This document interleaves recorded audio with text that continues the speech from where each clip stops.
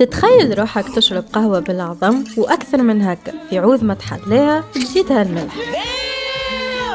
نعم، مرحبا بيك في الفيتنام، أكبر دولة مصدرة للقهوة. أما وين تتسرب بطرق عمرك ما باش تراها في حتى بلاصة أخرى في العالم. عسلامة، أنا إيمان، تونسية ونعيش في الفيتنام. هذه الفيتنام على الخريطة، موجودة في جنوب شرق آسيا، وفيها 101 مليون بشر، منهم 2,500,000 ألف مواطن يخدموا بطريقة مباشرة وغير مباشرة في صناعة القهوة. وكيف نجيو نشوفوا نلقاو اللي من أهم العوامل اللي خلى القهوة تدخل في الثقافة الفيتنامية هو الاحتلال الفرنسي من عام 1887 حتى يكشي العام 1954. والحكاية هذه باش نزيدوا نكتشفوها أكثر مع إيمان. صحيح الفرنسيس كانوا مغرومين بالقهوة وكيحتلوا الفيتنام جابوا معهم فكرة القهوة بالحليب، لكن الحليب ما كانش متوفر بكثرة، إلا أنه الشعب الفيتنامي شعب معروف عليه الكرياتيفيتي، وإذا كان ما فماش حليب أكيد فما حل آخر. ومن هوني بداو يجربوا، نجربوا قهوة بالعظم. مطعم العظم قوي، وكان نحيو منه الأبيض ونركزوه، عبارة قطو يعني. أي بن نزيدوا شوية سكر، والله خير بياسر.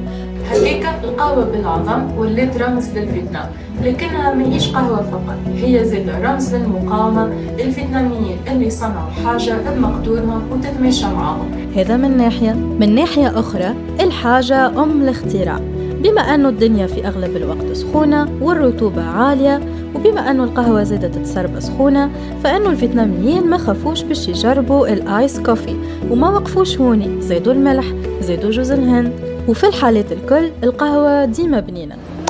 واو، مش نورمال. وحتى على مستوى الدولة تصدير القهوة في الفيتنام يدخل لها تقريبا 4 مليار دولار، واللي يمثلوا 1% من الناتج الداخلي الخام. وحتى على المستوى الداخلي يستقطب في برشا سياح ويدور في العجلة الاقتصادية. كيفاش؟ الجنسي عطاو أكثر قيمة للقهوة ودخلوها كعنصر ثقافي يسوقوا بيه لبلادهم. تلقى قهاوي فيهم ديزاين مزيان ومقاهي ديكورهم أوثنتيك، وفي بلاصة استراتيجية كما هوني في هانوي. وحتى كان ما تحبش تقعد في قهوة نجم تعمل إكسبريس في نصبة على الكياس وتكمل طريقك. وملي ريت الشيء هذايا وانا نتساءل كيفاش حتى احنا في تونس نجم نصنعوا الحاجات اللي عنا.